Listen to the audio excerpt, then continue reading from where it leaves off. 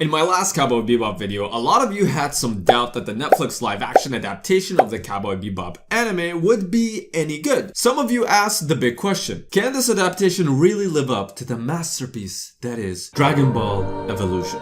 First one to touch the ground loses. Prepare to eat dirt.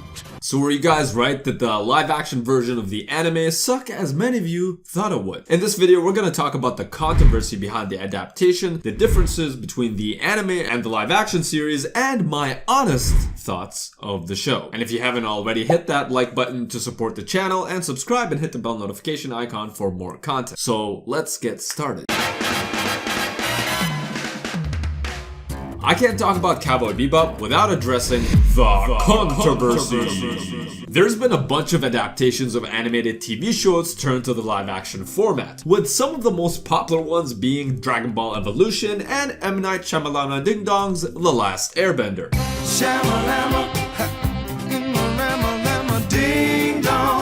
But when people think about Netflix's track record of anime adaptations turned live action, the first one that comes to mind is Death Note. The Netflix movie Death Note, as many of you know, is one of the greatest works of art ever created.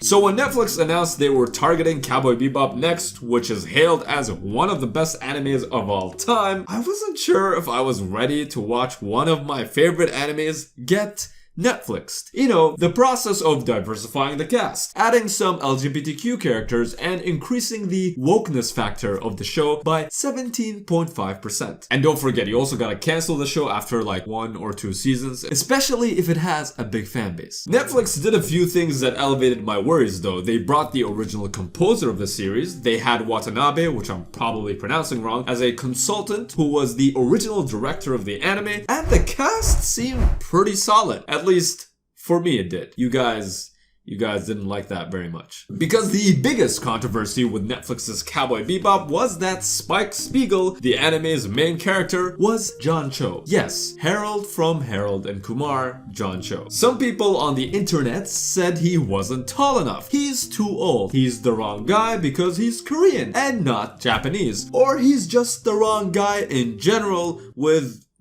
no other reason, really. Which brings me to my next point, the anime versus the live-action series. It turns out John Cho was one of the best parts of the show. You're kidding me. Don't get me wrong, the live-action adaptation didn't turn out amazing, and make sure to stick around till the end of this video as I'll talk more about that later. But John Cho did a pretty awesome job as Spike. Hey, internet!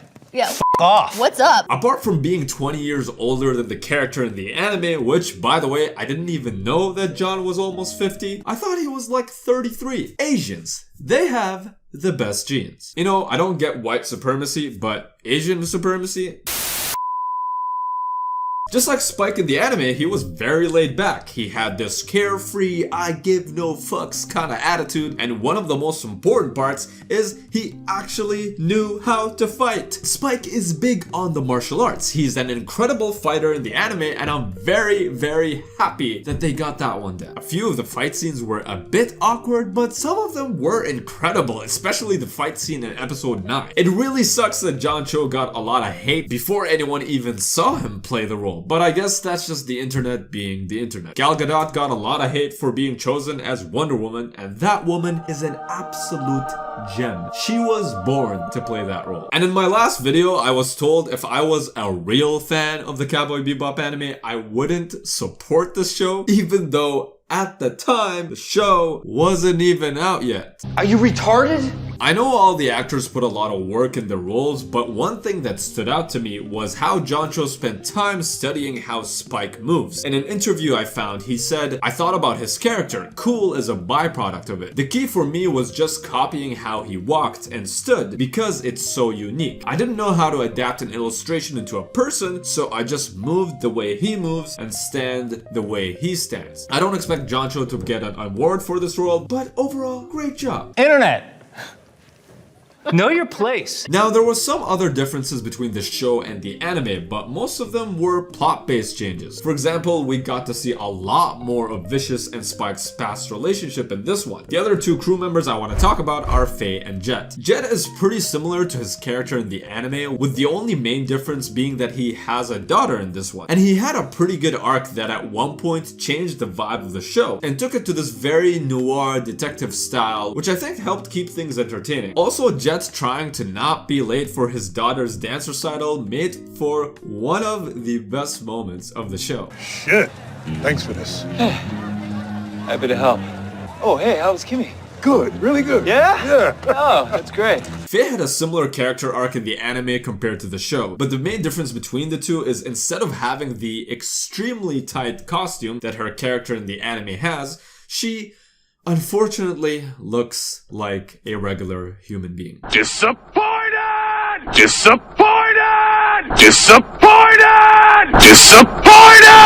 Now, I haven't watched the anime in a long time, so I could be wrong on this, but it seemed like Faye spent a lot more time with the Bebop crew in this one compared to the anime, which I actually liked. This show was at its best when the crew was together. Their dynamic is the reason why I would be excited for a season 2, but fan reception so far has been mixed, and Netflix has a track record of canceling way better shows, so I wouldn't be surprised if we don't see a second season. Now, the show really drifts off when it comes to these two characters, Julia and Vicious. Like I said earlier, Julia was barely in the anime, but we get to see a lot more of her in this one, and the chick playing Julia looks and sounds absolutely incredible. Some voice. Some woman. Though apart from looking and sounding absolutely incredible, we don't really know much about her past apart from that she was a singer. That's kinda it. They had 10 episodes, almost an hour long each, and all we got about her was that she used to be a singer.